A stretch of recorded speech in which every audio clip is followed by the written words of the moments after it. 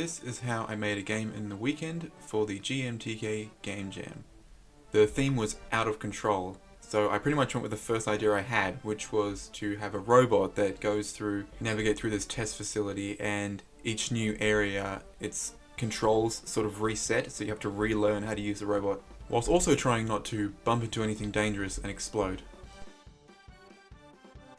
I started with the levels and an idea for story. I just blocked out some of the levels to get a basic idea, and I thought that the story would be cool if it was like some Cold War test facility thing that you were taken prisoner at, and you've got to test this janky ass robot or you're gonna get shot, and just some like broken accent kind of soldier would come over the intercom and just tell you off every time you failed. So that was a good motivation. I was like getting really excited to do the voiceovers for it. I was working on this until about lunchtime, and then after that I got a bit of cabin fever and thought I'd go for a walk.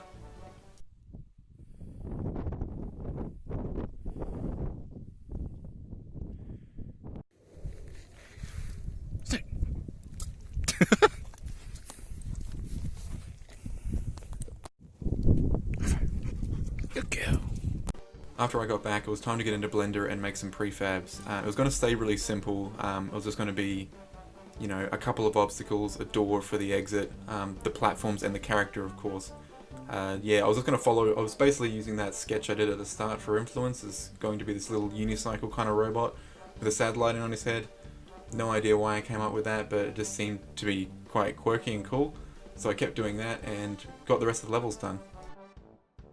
One of the big mistakes I did make developing this was that I kind of underestimated how hard it would be to randomize the controls. I'm a bit of a beginner with coding, but just trying to get all of the controls randomized each level was becoming a bit difficult, so I had to do a bit of a workaround and just get it that each new level the controls will be like a preset that is different from the previous, rather than it being random every time. It still created enough that the game would feel different every level and you'd have to relearn what you were doing. But yeah, sometimes you have to cut corners to be able to finish your game on time. But after that I started experimenting with the player and how you would control them. Having different controls every level was quite cool, but I wanted something else to make it just a little bit more difficult. And so I decided to experiment with the rigid body and just have it so the character won't fall forwards or back when moving, but you can flip side to side. And so you're basically controlling this little unicycle robot that can flip over as soon as he snags his shoulder on a box or anything like that. And that kind of made it a whole lot funner, because if your platforming wasn't perfect in some areas, you would just tip over and that would be the end of the level. Also, it made the cones a lot funner as well, because if you accidentally drove up one of them on the side, you would flip over and that would be GG as well.